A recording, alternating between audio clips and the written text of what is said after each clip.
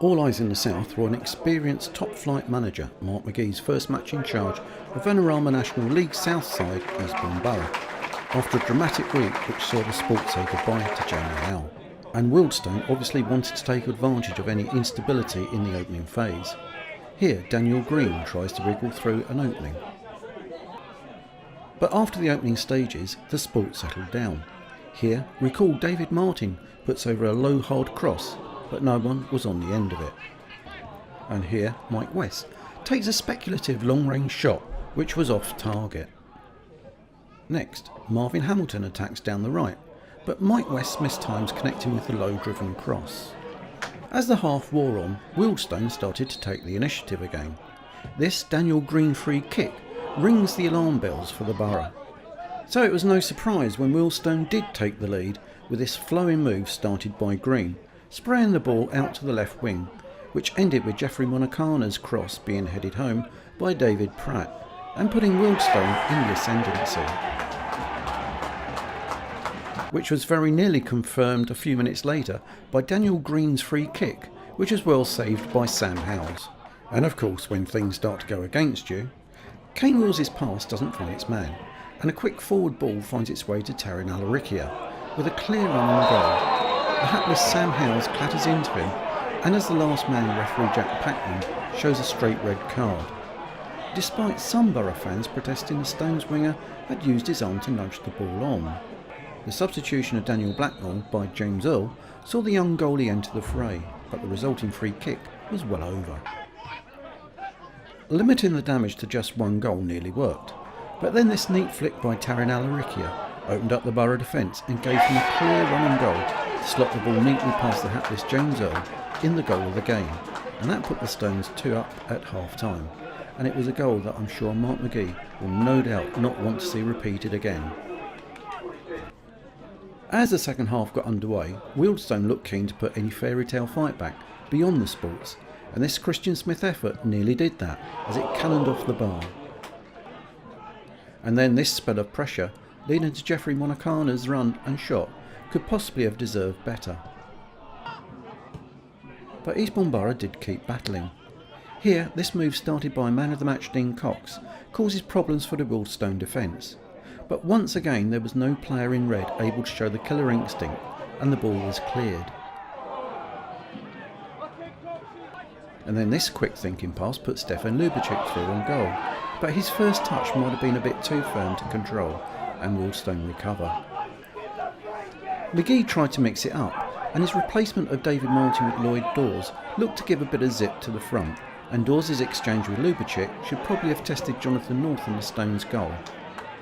But of course, when you're 2 down with only 10 men, any opposition will play a holding and waiting game, and as the half wore on, Wealdstone did just that. And this breakaway saw James Earl going down bravely at David Pratt's feet to snuff out the danger. And this twisting run by Allarakhia penetrated the Borough defence, but he will be disappointed his finish was not on target. But as I said, when things go against you, McGhee had used all his substitutes when Lloyd Dawes, who had only been on the pitch for 15 minutes, was shadowing Smith. Chris Campbell's well-timed tackle goes beyond the Wealdstone player and catches Dawes in a freak accident. At one stage a stretcher was called for, but in the end Lloyd Dawes managed to limp off, leaving the Borough with just 9 men on the pitch. It was always an uphill battle, but this was a mountain, and Wealdstone knew how to exploit the additional space a 9-man team provides and manage the game out. Here James Earl has to go down sharpish to stop this scudding shot. And the inevitable happened in the 80th minute, when Daniel Green floated in a free kick that glided overhead, catching everyone out, including poor James Earl, who after having a competent game could only flap despairingly at the net-bound ball this time, as Wealdstone put the result beyond doubt. But Earl more than redeemed himself for any self-blame as he pulled off a world-class save against this stinging Medford Smith shot to keep the scoreline respectable against all the odds. And despite the potential for worse, the scoreline stayed at Eastbourne Borough 0, Wealdstone 3. No doubt giving Mark McGhee and his new management team much to think about and work on before the Richmond and Hampton trip the following Saturday.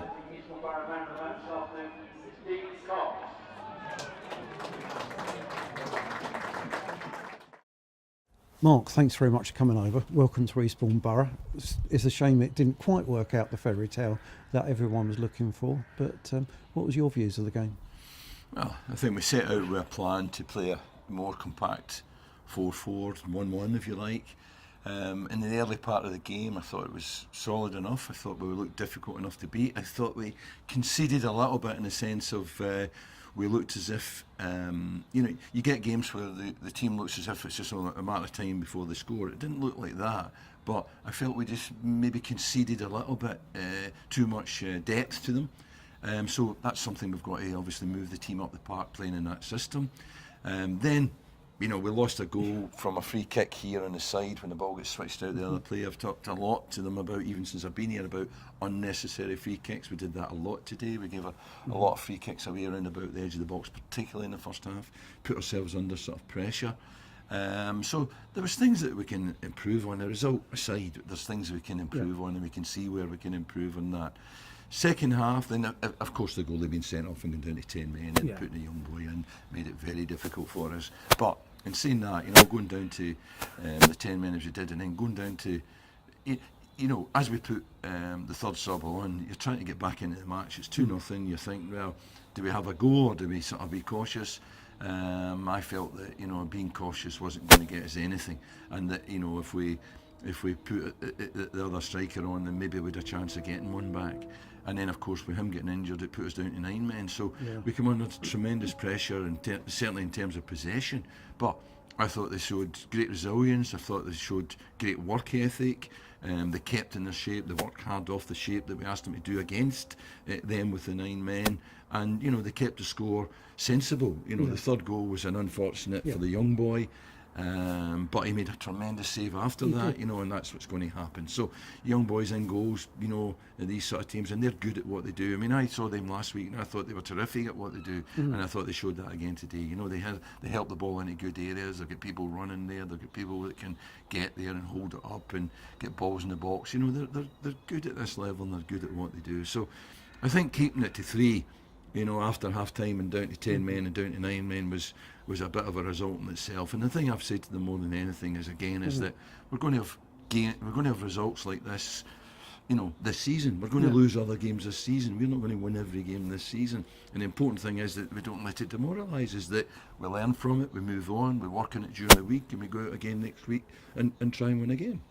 Yeah, because really today it's one of those cases where everything that could go wrong seemed to go wrong. So next week, what will you be looking to work on? Well, we'll keep working on the things that we've introduced this week, and the shape of the team, the way we want them to play. What we will have to do is we'll have to look at the injuries and see what we've got, and we'll obviously have to look at the possibility of maybe strengthening a little bit and see if we can get a couple in, because I think, with the injuries today, Marvin went off at half time with a bit of a hamstring injury. We don't know if that's a bad one or not, but we could be 2 more players down by next Saturday, so we'll have to look at that. That's quite a mountain for you. How is Lloyd? Is he responding to treatment? Well, he's got a ankle ligament injury, so at this point you get no idea until it settles down, probably by Monday, and then you have a better idea of how much damage he's done and how quickly it will recover. Thanks very much, Mark, and I shall wish you luck for the rest of your stay. Thank you. Thanks ever so much. Okay.